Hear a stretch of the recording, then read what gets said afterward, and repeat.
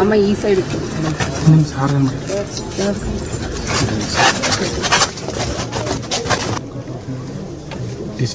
పడిందా?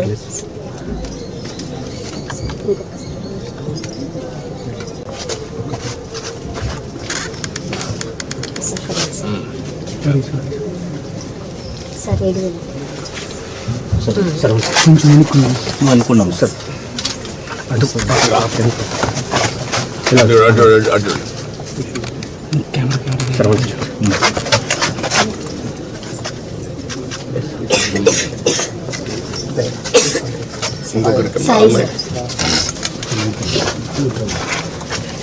అమ్మ మీరు అటు అర్జునమ్మ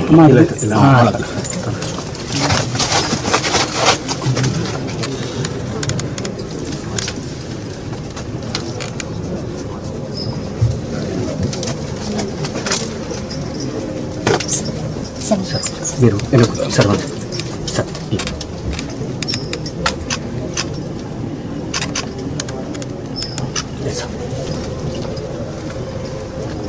కొంచెం బాగా ప్లీజ్. Thank you.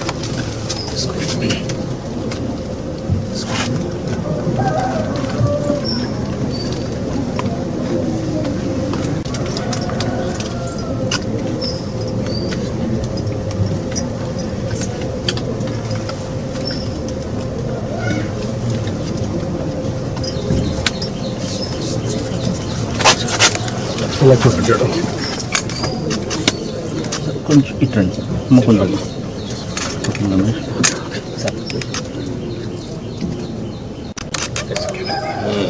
ఇప్పుడు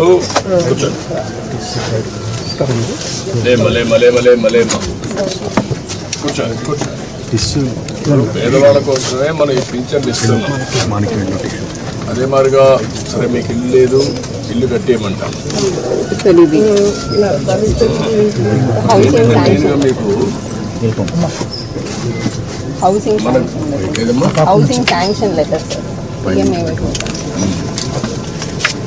ఇప్పుడు ఇల్లు కూడా ఒకటి శాంక్షన్ చేస్తున్నారు, కట్టిస్తారు. ఆయన పాములు సార్ ఆయన పేరు మీద వచ్చింది.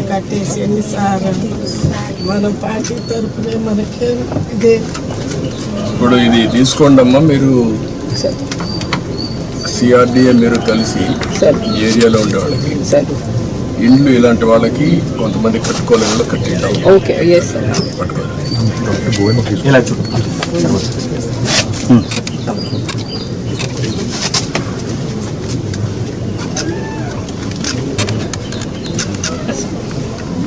మనకి డీటెయిల్స్ ఏంటనేది so this is basically beneficiary lead construction sir. But మీరు అన్నట్టు ఇంకా వాళ్ళు కట్టలేకపోతే మనం పాలసీ ద్వారా ఇంకెవరి ద్వారా అటాచ్ చేసి చేయాలి సార్.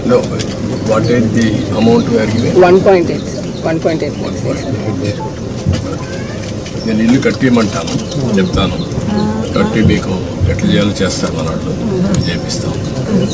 దానికంటే ముఖ్యంగా ఇప్పుడు ముగ్గురికి బెనిఫిట్ వస్తుంది. ఇంట్లో నీకు రాబోయే రోజుల్లో 4,000 వస్తుంది, ఆవిడకి 5,000 వస్తుంది, మీకు ఒక 4,000 వస్తుంది. 4 4 8 + 5 13,000 వస్తుంది. 13,000 వచ్చినప్పుడు మీరు కొద్దిగా సంపాదించుకుంటున్నారు.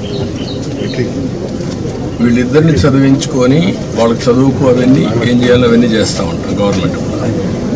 కానీ 10 రూపాయలు సంపాదించుకునే మార్గం ఎందుకు ఆలోచించకూడదు? మీరు సంవత్సరానికి ఒక పద్ధతి ప్రకారం చేస్తే ఎప్పుడూ పేదరికంలో పుట్టి పేదరికంలో చనిపోయి ఇల్లు కూడా లేకుండా అవస్థపడి వర్షానికి పొలాలు చేశారు సార్.